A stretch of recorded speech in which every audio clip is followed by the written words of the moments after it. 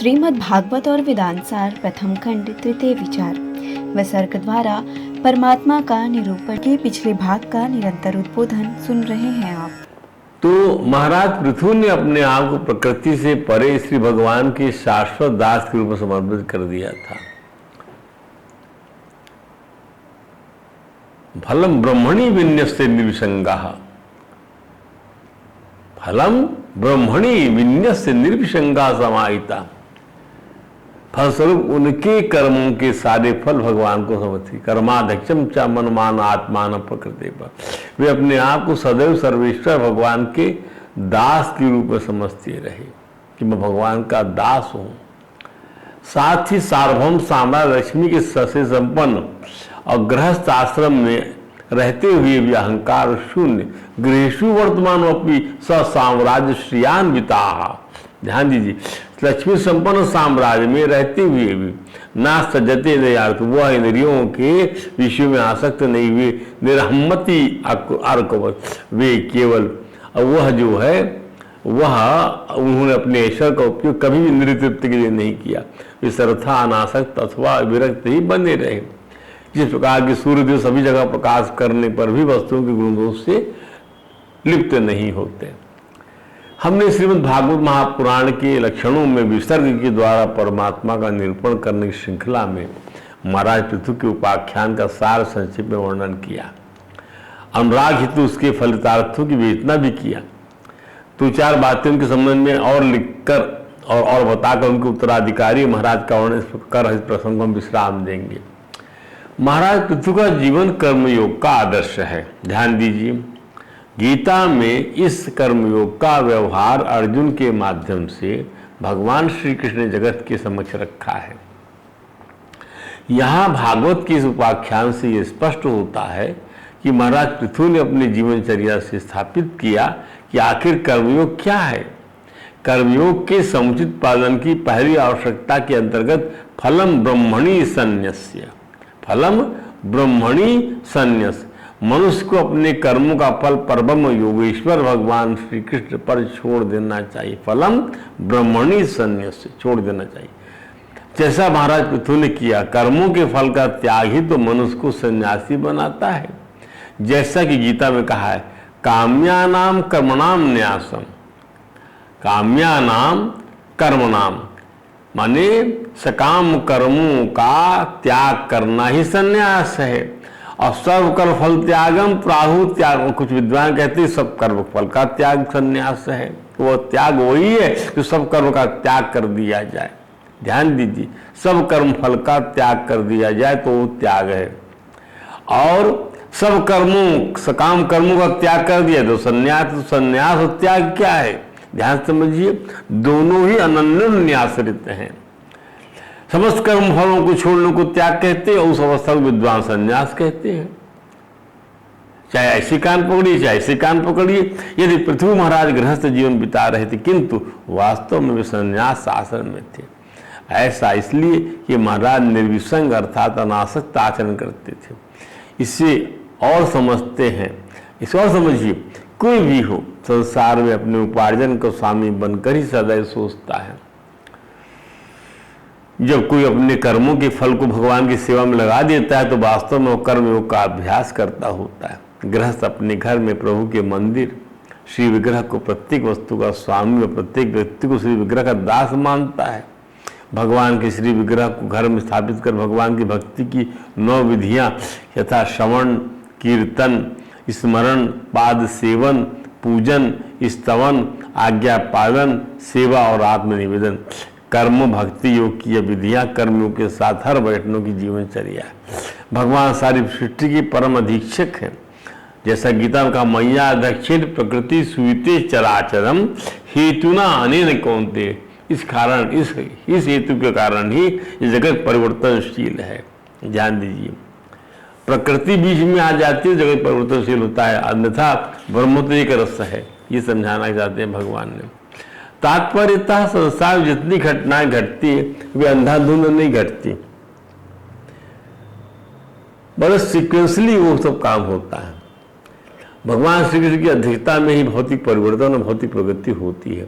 इसलिए कोई श्री कृष्ण का दास बना रहता है और उनकी सेवा में सब कुछ लगा देता है तो वह अपने जीवन काल में ही जीवन मुक्त मान लिया जाता है। सामान्यतया शरीर त्यागने के बाद मुक्ति प्राप्त होती, किंतु यदि कोई महाराज पृथ्वी की भांति रहता तो मुक्त ही हो जाता है। महाराज पृथ्वी की महारानी अर्ची से 5 पुत्रों में विजतासु का वर्णन ही विस्तार से प्राप्त होता है, जिसने इंद्र को हराया था और घोड़ा जीत लिया था, यज्ञ का घोड़ा। महाराज पृथु का श्रीमद् भागवत में इस प्रकार वर्णन किया गया है। महाराज पृथु उदार मना कहे जाते हैं। ये जो है कॉम्बिनेशन है उनका। सारम सुष्टम मितम मधु अर्थात सारगत हितकारी वक्ता माने जाते हैं। प्रजा का रंजन करने के कारण दूसरे चंद्रमा के समान को राजा नाम का सार्थक माना गया है। जो प्रजा का रंजन करता है, प्रजानाम रंजनम करोति सा राजा सा निपहा। सूर्य जैसे अपनी किरणों से जल सोखकर उसे वापस पृथ्वी को लौटा देता है, उसी प्रकार महाराज पृथु दूसरे सूर्य बनकर प्रजा के धन को कर के रूप में लेकर उसे उन्हीं के विकास के लिए व्यय कर देते थे और अपना प्रभाव जमा लेते थे। महाराज की दुर्धर्ष प्रकृति के कारण उनकी तुलना अग्नि के ही समान तेज से की जाती है। अपनी अजय प्रकृति से उन्हें देवराज इंद्र के समान माना जाता है। वस्तुओं के संग्रह में उन्हें हिमालय के समान माना जाता है। कोष की समृद्धि में उन्हें कुबेर के समान, धन को छिपा कर रखने में उन्हें वरुण के समान माना जाता है। शारीरिक बल और पराक्रम में वायु के समान, सुंदरता में कामदेव के समान, उत्साह में सिंह के समान और मनुष्यों के आधिपत्य में ब्रह्मा जी के समान माना जाता है। श्रीमद् भागवत में लेख है क्या कि ब्रह्म के विचार में बृहस्पति, इंद्रिजय में साक्षात हरि और गौ, ब्राह्मण, गुरुजन एवं भगवत भक्तों की भक्ति, लज्जा, विनयशील एवं परोपकार आदि में उन्हें अपने ही समान अर्थात अनुपम माना गया है। लोग त्रिलोकी में सर्वोच्च स्तर से उनकी कीर्ति का गान करते थे। इससे वे स्त्रियों तक के कानों में ऐसे ही प्रवेश पाए हुए थे जैसे सत्पुरुषों के हृदय में श्री राम प्रविष्टा कर्ण रंध्रेषु स्त्री नाम रामा सतामी, जैसे राम कानों में सत्पुरुषों के हृदय भगवान राम पाए हुए। ऐसे ही सार शब्दों में महाराज पृथु के चरित्र में 8 लोकपालों के गुणों का समावेश था। संसार में जो जो श्रेष्ठ पदार्थ हैं उनकी सारी विशेषताएं महाराज पृथु में आ गईं। कहते हैं कि सृष्टि में पृथुसरी का प्रतापी राजा अगर हुआ है तो केवल भगवान राजा रामचंद्र ही हुए हैं। श्री राम को छोड़कर पृथु के समान कीर्तिशाली पुरुष और कोई नहीं हुआ। महाराज पृथु को वार्धक्य अवस्था का अनुभव होने लगा और उन्होंने सोचा कि श्री हरि की इच्छा का पालन करने के लिए उनका जो जन्म हुआ था उसका उद्देश्य पूरा हो गया। अब उन्हें मोक्ष के लिए प्रयत्न करना चाहिए। भारतीय सनातन वैदिक संस्कृति का यह दर्शन हमारे भारतवर्ष में लुप्त सा होता जा रहा है। 60 साल की आयु के उपरांत भी व्यक्ति भौतिक प्रगति को ही अपना उद्देश्य बनाकर तन और मन की बीमारियों से ग्रस्त होकर काम और लाभ अर्जित करने की दिशा में अपने जन्म से वृद्ध होने तक जीव को उपार्जन, इंद्रिय तृप्ति तथा भोग जैसे क्षुद्र लक्ष्य को ही पोषित करने में लगा हुआ है। आत्मज्ञान, सत्संग, भगवत चर्चा और मोक्ष की दिशा में चलना ही नहीं चाहता। ऐसे लोगों को सद्ग्रंथों का कथानक आज के संदर्भों में युक्त नहीं लगता, परंतु भगवत चर्चा से जो फलितार्थ सत्य और आदर्शन के रूप में सामने आ रहे हैं उससे भला कौन चुनौती दे सकता है। वेद कहता है ऐसे लोग परलोक नहीं मानते। वे समझते कि प्राप्त संसार के उस पार किसने देखा है, परंतु ऐसी सोच वालों की वेद भर्त्सना करता है। लोग कहता है भाई क्या है ना, सांपराया प्रतिभाति बालम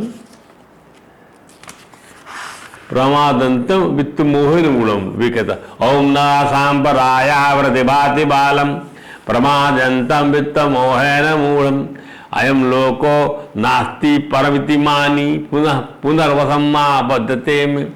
कठोपनिषद में भगवान यम कहते हैं नचिकेता को लोग जानते तो लोग मूर्ख लोग परलोक के बारे में जानते ही नहीं। प्रमादी लोग वो मूढ़ है, वित्त से मोहित है, वो समझते यही लोग है, किसे देखा परलोक को। ऐसे लोग बार बार इस संसार में आते जाते रहते हैं बार बार।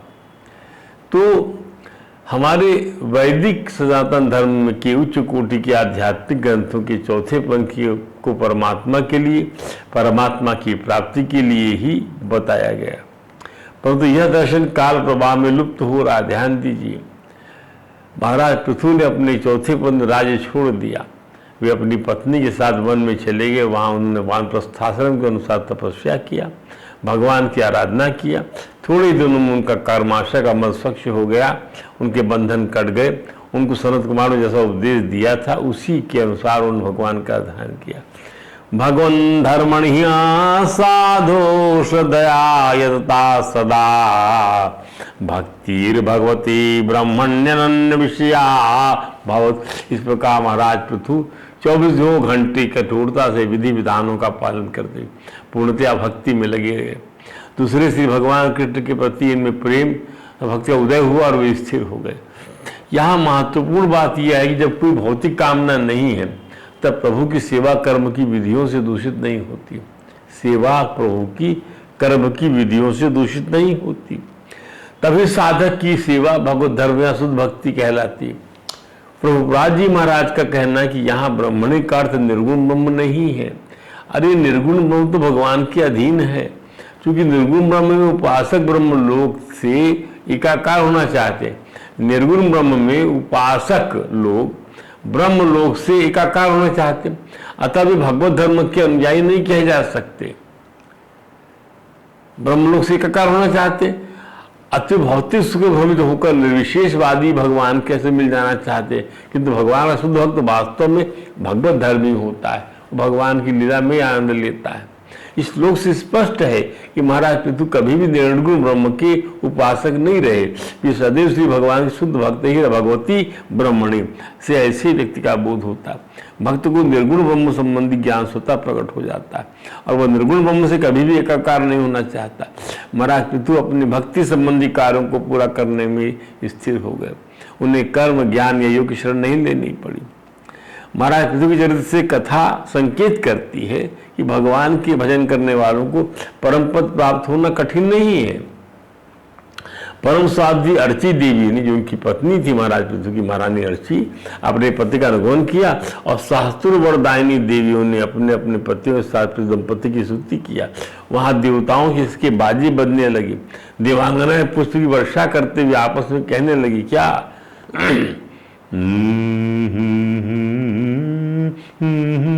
तेषां दुरापं किं त्वन्यन्मर्त्यानां भगवत्पदम् भुविलोलायुषो ये वै नैष्कर्म्यं साधयन्त्युता सा वञ्चितो बतात धुक् कृच्छेण महता भुवि लब्धावर्ग्यम मानुष्यम विषयेषु विसज्जते। श्रीमद् भागवत चौथे स्कंद के 23वें अध्याय का 27वां 28वां मंत्र है ये। इस संसार में मनुष्य का जीवन कुछ ही वर्षों का है। ध्यान दीजिए, इस संसार में मनुष्यों का जीवन कुछ ही क्षणों का है। मर्त्यानाम तो अन्यम मर्त्यानाम, और अर्थात अल्प ही है। तेषाम दुरापम किम, इस पर भी जो लोग भगवान के परम पद को प्राप्ति कराने वाला आत्मज्ञान प्राप्त कर लेते हैं, भगवान के परम पद को प्राप्त कराने वाला क्या आत्मज्ञान, उनके लिए संसार में कौन सा पदार्थ दुर्लभ। किम दुरापम तेषाम, उनके लिए तेषाम दुरापम किम तु अन्यत मत्या नाम भगवत पदम, जो आत्मज्ञान के द्वारा प्राप्त ज्ञान प्राप्त कर लेते हैं, परम पद को प्राप्त कराने वाला क्या दुर्लभ है। भूई लोला इसो ये वही नैष्कर्म साधयन्तु, उनके लिए। अतः जो पुरुष बड़ी कठिनाई से भूलोक में मोक्ष का साधन और साधन स्वरूप मनुष्य शरीर पाकर विश्व में आसक्त रहता है, ध्यान दीजिए, वह निश्चय ही आत्मघाती है। हाय हाय वह ठगा गया है। लब्धा वर्ग्यम मानुष्यम विषयेषु विसज्जते कृच्छेण महता भूई, वह ठगा गया बत आत्म दुख। क्या बात है। तो अब इस चरित्र का जो फल है, जो आप सुन रहे थे इस कथानक को, इस व्याख्यान को, उसका अर्थ क्या है कि त्रिकृत्वा यमा कर्ण नरो नार्यथवा धृता अप्रजा सुपजतमो निर्धनो धनवत्तमाः अस्पष्ट कीर्ति सुयसा मूर्खो भवति पंडितः इदम स्वस्थयनम पुंसाम अमंगल्य निवारण। स्त्री हो अथवा पुरुष, जो कोई इसे आदर पूर्वक 3 बार सुनता है, ध्यान दीजिए, नर या नारी अथवा आर्द्रता, इदम आकर्ण त्रिकृत्व 3 बार सुनता है। अप्रजा सुप्रजतमो, जो उसके संतान नहीं होती वह प्रजावान हो जाता, संतानवान होता है, और निर्धन धनवान हो जाता है। अस्पष्ट कीर्ति जो रहता है वह, यह जो कीर्तिहीन, वह जो है कीर्तिहीन हो तो यशस्वी हो जाता है। अस्पष्ट कीर्ति सुयसा मूर्खो भवति, मूर्ख पंडित हो जाता है। ये चरित्र मनुष्य मात्र का कल्याण करने वाला और अमंगल को दूर करने वाला, एकदम स्वस्थयनम, कल्याण करने वाला है मनुष्य के लिए, अमंगल्य निवारण और अमंगल को दूर करने वाला, ये इसका अर्थ है, इसका महात्मा है महाराज पृथ्वी के चरित्र को सुनने का, जो आप लोगों ने सुना है। आदर मूर्ख, तो कितनी बार इसको कहा चुके होंगे, कोई ठिकाना नहीं है। इस चरित्र को इसके और भी महिमा है, परंतु इससे जो परम लाभ है कि वह कि जिन भगवान श्री हरि के चरण कमल संसार सागर को पार करने के लिए नौका के समान है, उन श्री हरि में सुदृढ़ अनुराग हो जाता है। इससे बढ़कर और क्या चाहिए? अरे प्रकृति के 3 गुणों की संगति से ही हमारी स्थिति संकटपूर्ण रहती है, किंतु जब हम पृथ्वी चरित्र के श्रवण और फिर हरि कीर्तन में लग जाते हैं तो हम तुरंत विमुक्त संग हो जाते हैं। जो सर्व दर्शन के लिए, आद दर्शन के लिए, ब्रह्म दर्शन के लिए, भगवत दर्शन के लिए हमारा अभीष्ट होना चाहिए, स्वरूप दर्शन के लिए विमुक्त संग, आसक्ति ना हो कर्मों में। अब आइए महाराज पृथु की वंशावली की बात करें, कथा को आगे बढ़ाते हैं। तो महाराज पृथु के बाद उनके पुत्र विजिताश्व राजा हुए। उन्होंने अपने पिता के विशाल साम्राज्य को अपने भाइयों के साथ बांट लिया। राजा विजिताश्व की सामर्थ्य नहीं थी कि वे अपने पिता महाराज पृथु के विशालतम राज्य को अकेले संभालें। सभी को चाहिए कि किसी भाई को पिता की संपत्ति को अकेले ही उपभोग में नहीं लेना चाहिए। तो भाई अंश हड़पने से बड़ा और कोई पाप नहीं। महाराज विजिताश्व का एक नाम अंतर्धान भी था, क्योंकि वह जो है देवराज इंद्र से के साथ जब लड़ते हुए अंतर्धान हो जाते थे, तो अंतर्धान हो जाने विद्या सीखने के कारण राजा विजिताश्व को ही राजा अंतर्धान कहा जाता है। अब महाराज अंतर्धान के 2 विवाह हुए। एक हुआ उनका विवाह, एक हुआ शिखंडिनी के साथ, और एक हुआ उनका विवाह जो है रानी नभस्सती के साथ। शिखंडिनी से राजा अंतर्धान के 3 पुत्र हुए, पावक, पवमान और सूची। ध्यान, जो अग्नि के ही रूप थे। अग्नि को ब्रह्मर्षि वशिष्ठ के श्राप का मनुष्य योनि में जन्म लेना पड़ा था, और बाद में अग्नि अपने 3 रूपों पावक, पवमान और सूची को योग मार्ग से प्राप्त कर लिया। ध्यान दीजिए, महर्षि वशिष्ठ ने श्राप दिया तो ये मनुष्य योनि में आए, और आकर ये जो है शिखंडिनी और विजिताश्व के यहाँ जन्म लिए, पावक और पावमान और सूची बनकर, और बाद में अग्नि ने इसको अग्नि ने जो है इसको प्राप्त कर लिया, अपने 3 रूपों को। अग्नि के 3 रूप है, पावक, पवमान और सूची। अब महाराज अंतर्धान दूसरे रानी का बात सुनिए। उसका नाम क्या था? नभस्सती। उसका एक लड़का हुआ हवर्धान का जन्म हुआ, पर हवर्धान राजपद के स्थान पर सन्यासी बन जाने को प्राथमिकता दिया। He has preferred the renunciation path. उनकी सोच थी कि संन्यास मार्ग से परमात्मा का ध्यान संपूर्ण चेतना से करने के फलस्वरूप परमात्मा को प्रकट भी किया जा सकता है। यह हवर्धान का सोच था। अब राजा हवर्धान से कुमार बहिर्दस्वत का जन्म हुआ। ध्यान दीजिए, राजा हवर्धान राजपति के साथ सन्यासी बनाने की प्राथमिकता दिया, चले भी गए, परंतु उसके पहले जो है उनका कुमार सन्यासी पहले उनके पुत्र हो गया, बरिषद नाम का पुत्र हुआ। श्री भागवत में इन्हीं बरिषद की कथा का विस्तार से वर्णन आया है। भक्तों को उनकी प्रकार के भक्तों को अनेक प्रकार के संदेश दिए गए हैं। राजा बरिषद का दूसरा नाम प्राचीन बरही प्रसिद्ध हुआ, और उनके दादा विजिताश्व यानी बरिषद के जो है पिता हुए कौन? हरविधान। हरविधान पिता कौन? विजिताश्व दादा कहलाए वो, और परदादा महाराज पृथु कहलाए। तो राजा बरिषद का नाम दूसरा प्राचीन बरही हुआ।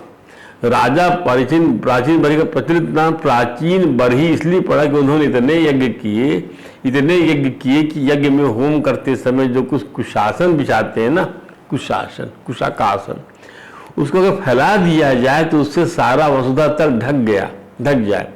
दूसरे शब्दों में एक विशाल से भी विशाल चटाई अर्थात बरही बन जाए। यज्ञों के कार्य करने में इतनी रुचि होने से ही बरसत ही को प्राचीन बरही कहा जाने लगा। अब समझिए, प्राचीन बरही का विवाह अद्वितीय सुंदरी सद्वती से हुआ, जिस कारण अग्निदेव अपने मन को काम की विकृति से रोक नहीं पाए। अब प्राचीन बरही इज मैरिड टू सतद्रुति, इतनी सुंदर थी कि अग्निदेव का भी मन पर आ गया। तो महाराज प्राचीन बरही और राजी सतद्रुति की 10 संतानें हुई। ये महत्वपूर्ण है। इन्हीं 10 पुत्रों को प्रचेता कहते हैं। प्रचेता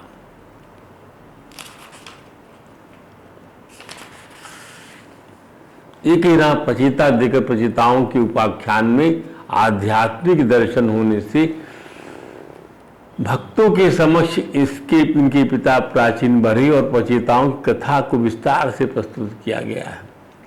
महाराज प्राचीन बरही ने अपने 10 पुत्रों प्रचेता गणों को गृहस्थी बसाने का आदेश दिया, तो उन्होंने इससे अच्छा कर्म फल दाता भगवान श्री हरि की तपस्या करने का मार्ग चुनना पसंद किया। प्रचेताओं ने 10,000 वर्षों तक तपस्या किया।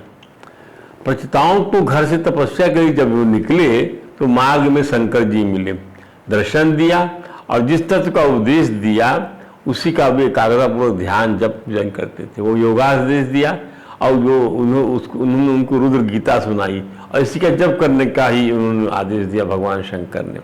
अब हमारे सामने 2 प्रकार की विषय वस्तु है जिसकी विवेचना हम भागवत बनने के लिए करना चाहेंगे। ये वह यह कि प्रचेताओं ने अपने पिता महाराज प्राचीन बरही को उस आज्ञा की अवहेलना कर घर वसाने में रुचि क्यों दिखलाई। प्राचीन बरही की उस आज्ञा को उनके पिता महाराज प्राचीन बरही ने अपने पुत्रों से कहा भाई दोनों घर बसाओ, उन्होंने उसमें कोई रुचि दिखलाई नहीं। दूसरी ये कि प्रचेताओं के पिता महाराज प्राचीन बरही ने यज्ञों के कर्मकांड में अपनी सारी आयु क्यों बिताना चाहा। यज्ञों के कर्मकांड में तो प्रचेताओं में भगवान शंकर का उपदेश था क्या कि देखो देहधारियों के लिए शिव जी का समागम कर पाना अत्यंत कठिन है। ध्यान दीजिए, बड़े बड़े ऋषि भी सब प्रकार की आसक्ति छोड़कर उनके ध्यान में लीन हो रहकर भी उनका संसर्ग प्राप्त नहीं कर पाते। भगवान शंकर आत्मा राम है, उन्हें अपने लिए न कुछ करना है न ही पाना होता, तो भी इस लोक में लोक सृष्टि के लिए अपनी घोर रूपा शक्ति दुर्गा जी पार्वती के साथ सर्वत्र विचरते रहते हैं। इस लोक में ईश्वर की भक्ति का उपदेश करने वाले शिव जी 12 भागवतों में एक है। श्रीमद् भागवत कहा गया है क्या, स्वयंभूर नारद, स्वयंभू ब्रह्मा जी, नारद, शंभो कुमारा, शंभु कुमार, कपिलो मनुहा, प्रहलादो जनको भीष्मो, बलि वैसाखी वयम, बलि राजा बलि, वयासिक मने ये अपने क्या कहते हैं सुखदेव जी महाराज, और वयम ये किसने उपदेश दिया, ये जो है ये, और लोकपाल धर्मराज जी महाराज, ये स्वयं जो है यमराज जी, ये 12 महापुरुष भगवत स्वरूप से तद्रूप हो चुके हैं। श्री हरि की प्रीता के लिए जगत में भ्रमण करते हुए उनके भक्तों को उनसे मिलाने का अनुपम कार्य करते हैं ये लोग। यही लोग शंकर जी, नारद जी, ब्रह्मा जी, सनत कुमार जी, कपिल मुनि, मनु महाराज, प्रहलाद, जनक, भीष्म और सुखदेव जी महाराज, और आपके समझ लीजिए कौन से और यमराज जी, धर्मराज जी महाराज। तो श्री हरि की प्रीता के लिए जगत में घूमते रहते हैं, भक्तों को मिलाते हैं ये लोग। तो भगवान शंकर जब ये जान लिया कि प्रचेतागण ने श्री हरि की आराधना करने की कठोर तपस्या का व्रत लिया है, तो उन्होंने श्री हरि की भक्ति के लिए उनकी स्वरूप स्थिति से प्रचेतागणों की शिक्षित कर दिया। भगवान शंकर ने ये जब जान गया कि जो है प्राचीन बरी की लड़की जो है 10 प्रचेता ने श्री हरि की आराधना कर कठोर तपस्या का व्रत ले लिया है, तो उन्होंने श्री हरि की भक्ति के लिए उनकी स्वरूप स्तुति से प्रचेताओं को शीत कर दिया। तो महाराज प्राचीन बरी ने 10 पुत्रों को अर्थात सभी प्रचेता गणों को विवाह कर संतान उत्पत्ति का आदेश दिया गया, परंतु विवाह के पूर्व उन तप का फल देने वाले भगवान श्री हरि की आराधना करने का निश्चय किया। उनकी सत्य संकल्प को परम भागवत भगवान शंकर को पूर्ण करने में बड़ा आनंद प्राप्त हुआ। कोई भी भगवान का परम भक्त भगवान से प्यार और प्रीति कराने में, प्रीति को बढ़ाने के लिए लगे रहते हैं, जिससे सभी लोग सत्संग बोलते हैं। तो भगवान भोलेनाथ ने अपने परम आराध्य भगवान श्रीमन नारायण से अनुराग के फलस्वरूप प्रचेताओं को भी उसी अनुराग का बोध कराने का निश्चय किया। जब प्रचेताओं को उनकी तपस्या के मार्ग में पश्चिमी समुद्र के बीच में एक सरोवर मिला, तब प्रचेता गणों ने देखा कि भगवान भोलेनाथ उस सरोवर से स्नान कर बाहर निकल रहे थे और अनेक गंधर्व का यशगान कर रहे। भगवान भोलेनाथ का ये दिव्य कलेवर वर्णन करते कथा संकेत करती है। तप्त हे मनिकायभं श्रुतिकंठम त्रिलोचनम प्रसाद सुमुखम वीक्षा प्रणय मुरजात कौद। भगवान शंकर का ये दिव्य कलेवर तपी हुई स्वर्ण राशि के समान कांतिमान, कंठ निर्ण वर्ण है और 3 विशाल नेत्र है। वे अपने भक्तों पर अनुग्रह करने के उद्देश्य और प्रचेताओं ने उनको प्रणाम किया। इसके बाद क्या बातचीत दोनों में ही क्या हुआ, ये सब बातें हम कल आपको विस्तार से बताएंगे। आज कथा को यही विश्राम करते हैं। बोले वृंदावन बिहारी लाल की जय। हरे राम राम राम हरे हरे, हरे कृष्ण कृष्ण कृष्ण हरे हरे।